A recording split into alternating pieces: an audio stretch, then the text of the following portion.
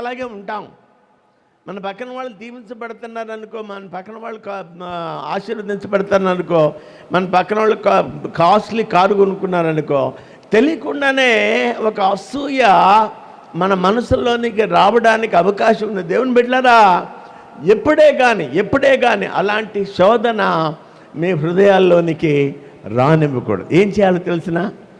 ప్రభువా, నా సహోదరునికి కొత్త ఇల్లు ఇచ్చావు కదా, నా సహోదరికి మంచి కాస్ట్లీ పట్టుచీర ఇచ్చావు కదా, మా బావగారికి మంచి కారు ఇచ్చావు కదా, నన్ను కూడా ఒకానొక రోజున దీవిస్తావు, నన్ను కూడా ఒకానొక రోజున ఆశీర్వదిస్తావు, నన్ను కూడా ఒకానొక రోజున గుర్తు చేసుకుంటావు. దేవుని బిడ్డలారా, మన సహోదరులు దీవించబడుతున్నప్పుడు, ఆశీర్వదించబడుతున్నప్పుడు మనం ప్రభువును స్తుతించాలి.